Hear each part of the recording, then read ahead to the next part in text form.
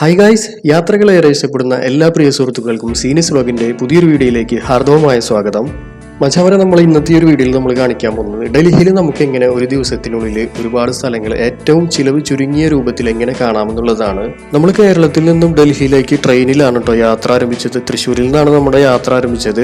കേരളത്തിൽ നിന്ന് ഏകദേശം 2 ദിവസമാണ് ഡൽഹിയിലേക്കുള്ള ട്രെയിനിലെ യാത്ര വരുന്നത്.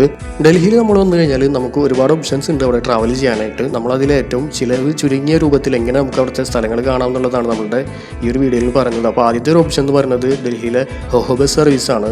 ഹോഹോ ബസ് സർവീസ് നമുക്ക് ബുക്ക് ചെയ്യാനായിട്ടുള്ള വെബ്സൈറ്റ്, അതുപോലെ തന്നെ അവരുടെ കോൺടാക്ട് നമ്പർ നമ്മുടെ വീഡിയോയിൽ കൊടുക്കുന്നുണ്ട്. അപ്പോൾ ഡൽഹി ട്രിപ്പിൽ വരുന്ന ആളുകൾ ഈ ഹോഹോ ബസ് സർവീസ് പരമാവധി യൂസ് ചെയ്യാൻ നോക്കുക. കാരണം വളരെയധികം ചിലവ് ചുരുങ്ങിയ രൂപത്തിൽ തന്നെ നമുക്ക് ഡൽഹിയിലെ ഒട്ടുമിക്ക സ്ഥലങ്ങളും കാണാനായിട്ട് സാധിക്കും. പെർ ഹെഡിന് 600 രൂപയാണ് ഈ ഹോഹോ ബസ്സിൻ്റെ സർവീസ് ചാർജ് വരുന്നത്. അതുപോലെ തന്നെ ഈ ഒരു ബസ്സിൻ്റെ ബസ് സ്റ്റോപ്പ് സർവീസ് കാര്യങ്ങളൊക്കെ നമുക്ക് ഗൂഗിളിൽ സെർച്ച് കഴിഞ്ഞാൽ അവരുടെ വെബ്സൈറ്റിൽ എല്ലാവരും ഒന്നും സെർച്ച് ചെയ്ത് നോക്കുക എങ്ങനെയാണ് ഇതിൻ്റെ കൂടുതൽ ഡീറ്റെയിൽസ് എന്നുള്ളത്. അതുപോലെ ചിലവ് ചുരുങ്ങിയ രൂപത്തിൽ യാത്ര ചെയ്യാനുള്ള മറ്റൊരു ഓപ്ഷനാണ് ഓല ക്യാബ് സർവീസും ഊബർ ക്യാബ് സർവീസും. ഓല ക്യാബ് സർവീസ്, ഊബർ ക്യാബ് സർവീസും അവരുടെ ഡീറ്റെയിൽസ് അറിയുന്നത് നമ്മൾ ഗൂഗിളിൽ സെർച്ച് ചെയ്താൽ മതി. കൂടുതൽ ഡീറ്റെയിൽസ് നമുക്ക് അവിടെ നിന്ന് സെർച്ച് ചെയ്താൽ തന്നെ നമുക്ക് അറിയാനായിട്ട് സാധിക്കും. ഡൽഹി വരെയും എല്ലാവരും എത്തും. അവിടെ നമുക്ക് കൂടുതൽ കൺഫ്യൂഷനാണ് എങ്ങനെ ഏതൊക്കെ സ്ഥലത്ത് എങ്ങനെയൊക്കെ യാത്ര ചെയ്യണം എന്നുള്ളത്.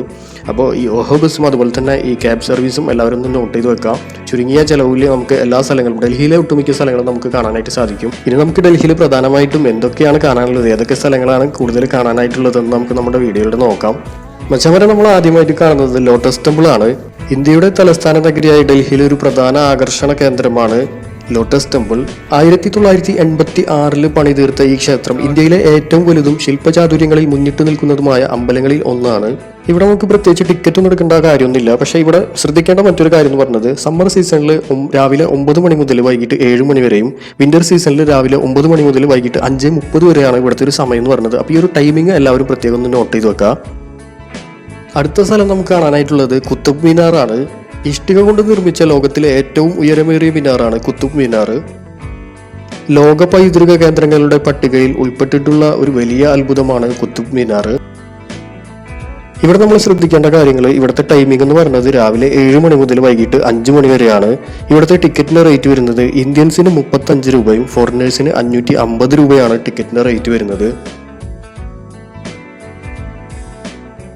അടുത്തതായിട്ട് നമ്മൾ കാണാൻ പോകുന്നത് ഇന്ദിരാഗാന്ധി മെമ്മോറിയൽ അഥവാ ഇന്ദിരാഗാന്ധി മ്യൂസിയം ആണ്. മുൻ പ്രധാനമന്ത്രി ഇന്ദിരാഗാന്ധിയുടെ വസതിയായിരുന്നു ഇന്ദിരാഗാന്ധി മെമ്മോറിയൽ അഥവാ ഈ കാണുന്ന ഇന്ദിരാഗാന്ധി മ്യൂസിയം. ഇവിടെ നമുക്ക് പ്രത്യേകിച്ച് ടിക്കറ്റിന്റെ ആവശ്യമൊന്നുമില്ല. പിന്നെ പ്രധാനമായിട്ടും ശ്രദ്ധിക്കേണ്ട ടൈമിംഗ് ആണ് രാവിലെ 9:30 മുതൽ വൈകിട്ട് 4:45 വരെയാണ് ഇവിടുത്തെ ഒരു പ്രവർത്തന സമയം എന്ന് പറയുന്നത്. അപ്പോൾ ടൈമിങ്ങിന്റെ കാര്യം ഓരോരുത്തരും പ്രത്യേകം ശ്രദ്ധിക്കുക. കാരണം നമ്മുടെ യാത്രയിൽ നമ്മൾ ഏതൊക്കെ സ്ഥലങ്ങളാണ് എപ്പോഴൊക്കെയാണ് കാണുന്നത് പറയാൻ പറ്റില്ല. അപ്പോൾ ടൈമിംഗ് എല്ലാവരും പ്രത്യേകം നോട്ട് ചെയ്യുക. ഇന്ത്യയിലെ ആദ്യത്തെയും ഏക വനിതാ പ്രധാനമന്ത്രിയുമായ ഇന്ദിരാഗാന്ധിയുടെ സ്മരണയ്ക്കായി സ്ഥാപിച്ച ഒരു മ്യൂസിയമാണ് ഇന്ദിരാഗാന്ധി മെമ്മോറിയൽ. പ്രധാനമന്ത്രിയായിരുന്ന കാലത്ത് ഗാന്ധി കുടുംബത്തോടൊപ്പം താമസിച്ചിരുന്ന കെട്ടിടത്തിലും അവർ കൊല്ലപ്പെട്ട സ്ഥലത്തുമാണ് ഈ ഒരു മ്യൂസിയം സ്ഥിതി ചെയ്യുന്നത്. ഇവിടെ നമുക്ക് അവരുടെ ജീവിതത്തിൽ അവർ ഉപയോഗിച്ചിരുന്ന ചില സാധനങ്ങളും അതുപോലെ അവരുടെ ഒരു മുറികളും കാര്യങ്ങളും ഒക്കെ, അതുപോലെ വസ്ത്രങ്ങളൊക്കെ നമുക്ക് കാണാനായിട്ട് സാധിക്കും.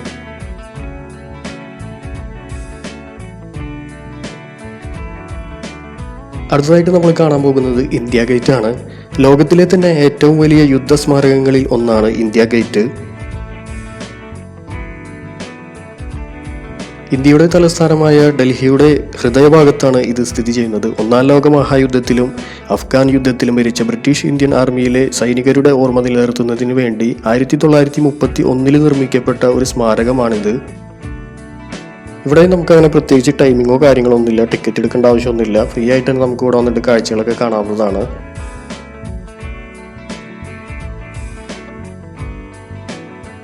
അടുത്തതായിട്ട് നമ്മൾ കാണാൻ പോകുന്നത് ഹുമയൂൺ ടോംബാണ്. ഏകദേശം 452 വർഷം പഴക്കമുള്ള ഒരു സ്മാരകമാണ് ഈ ഒരു ഹുമയൂൺ ടോംബ്.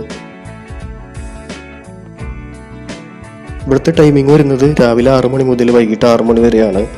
അതുപോലെ തന്നെ ടിക്കറ്റിന്റെ റേറ്റ് വരുന്നത് ഓൺലൈൻ ആണെങ്കിൽ 35 രൂപയും ഡയറക്റ്റ് ക്യാഷ് പേയ്മെന്റ് ആണെങ്കിൽ 40 രൂപയാണ്. ഫോറിനേഴ്സിനാണെങ്കിൽ ഓൺലൈനിൽ 550 രൂപയും ഡയറക്റ്റ് ക്യാഷ് പേയ്മെന്റ് ആണെങ്കിൽ 600 രൂപയാണ് ടിക്കറ്റിന്റെ റേറ്റ് വരുന്നത്. അടുത്തതായിട്ട് നമ്മൾ കാണാൻ പോകുന്നത് രാജ്ഘട്ട് ആണ്. ഇന്ത്യയുടെ രാഷ്ട്രപിതാവായ മഹാത്മാഗാന്ധിയുടെ ശവസംസ്കാരം നടത്തിയിട്ടുള്ള സ്മാരകമാണ് രാജ്ഘട്ട് എന്നറിയപ്പെടുന്നത്. ഇവിടുത്തെ ഒരു ടൈമിംഗ് എന്ന് പറയുന്നത് രാവിലെ 6 മണി മുതൽ വൈകിട്ട് 6:30 വരെയാണ്. ഇവിടെ നമുക്ക് പ്രത്യേകം ടിക്കറ്റ് ഒന്നും എടുക്കേണ്ട ആവശ്യമില്ല, ഫ്രീ ആയിട്ട് തന്നെ ഇവിടെ സന്ദർശിച്ച് പോകാവുന്നതാണ്. അടുത്തതായിട്ട് നമ്മൾ കാണാൻ പോകുന്നത് അക്ഷർധാമാണ്. ഡൽഹിയിലെ ഒരു പ്രമുഖ ഹിന്ദു അമ്പലമാണ് അക്ഷർധാം.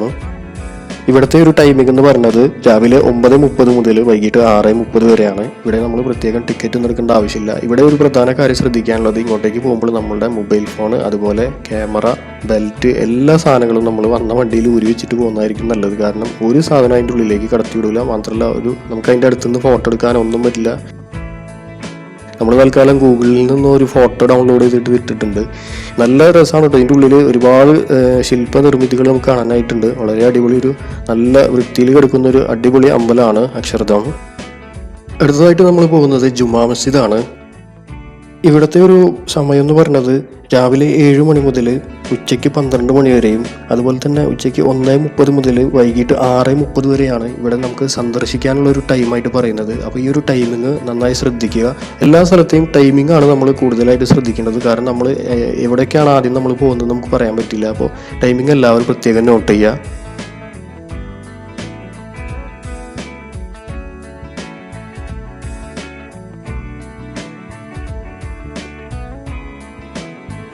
അടുത്തതായിട്ട് നമ്മൾ കാണുന്നത് റെഡ് ഫോർട്ട് ആണ്.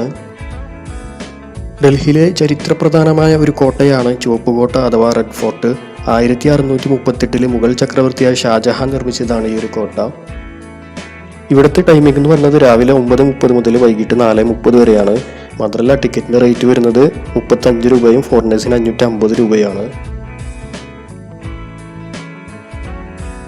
ഇനി നമ്മൾ കാണാനുള്ളത് രാഷ്ട്രപതി ഭവൻ, അതുപോലെ തന്നെ രാജ്പത്ത്, അങ്ങനത്തെ കുറച്ച് സംഭവങ്ങളാണ്. ഡൽഹിയിലെ പ്രധാനമായിട്ടുള്ള കേന്ദ്രങ്ങളാണ്. അതൊക്കെ നമുക്ക് അടുത്തേക്ക് പോയിട്ട് ഇതുപോലെ കാണാനൊന്നും സാധിക്കില്ല. ഇതുപോലെ അകലെന്ന് ഒന്നില്ലെങ്കിൽ നമ്മൾ യാത്ര ചെയ്യുമ്പോൾ ബസ്സിലിരുന്നിട്ടൊക്കെ നമുക്ക് കാണാനായിട്ട് സാധിക്കുള്ളൂ. കാരണം സെക്യൂരിറ്റി റെസ്ട്രിക്ഷൻസ് ഒരുപാടുള്ള ഏരിയാസാണ് അതൊക്കെ. അപ്പോൾ നമുക്ക് അവിടെ ഒന്നും അടുത്ത് പോയിട്ട് കാണാനായിട്ട് സാധിക്കില്ല.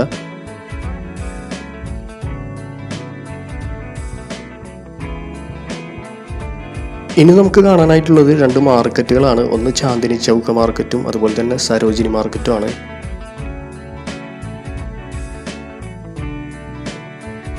ഇവിടെ നമുക്ക് സെറ്റർ, അതുപോലെ ജാക്കറ്റൊക്കെ നമുക്ക് ചെറിയ വിലയ്ക്ക് കിട്ടും. അതുപോലെ തന്നെ ഷൂസ്, വാച്ച്, ബെൽറ്റ്, അങ്ങനെയുള്ള എല്ലാ ഐറ്റംസും ചെറിയ വിലയ്ക്ക് തന്നെ വിലപേശി നമുക്ക് മേടിക്കാനായിട്ട് സാധിക്കും. അടിപൊളിയാണ്, ഒരുപാടുണ്ട് കാണാനായിട്ട്. അപ്പോൾ ഇത്രയാണ് നമുക്ക് ഡൽഹിയിൽ മെയിനായിട്ട് കാണാനായിട്ടുള്ളത്. ഒറ്റ ദിവസം കൊണ്ട് നമ്മൾ കാണുന്ന അല്ലെങ്കിൽ കണ്ടിരിക്കേണ്ട സ്ഥലങ്ങളാണ് നമ്മുടെ ഈ വീഡിയോയിൽ കാണിച്ചിട്ടുള്ളത്. അപ്പോൾ എല്ലാവർക്കും ഈ ഒരു വീഡിയോ ഇഷ്ടമായെന്ന് വിചാരിക്കുന്നു. ഈ വീഡിയോ ഇഷ്ടമായെങ്കിൽ ആദ്യമായിട്ട് നമ്മുടെ ചാനൽ കാണുന്ന ആളുകൾ തീർച്ചയായിട്ടും ഒന്ന് സബ്സ്ക്രൈബ് ചെയ്യുക, സപ്പോർട്ട് ചെയ്യുക. അതുപോലെ തന്നെ നിങ്ങളുടെ വിലയേറിയ നിർദ്ദേശങ്ങൾ നമ്മുടെ കമൻറ്റ് ബോക്സിലൂടെ ഒന്ന് രേഖപ്പെടുത്തുക. മറ്റൊരു പുതിയ വീഡിയോയിൽ കാണുന്നവരേക്കും ബൈ.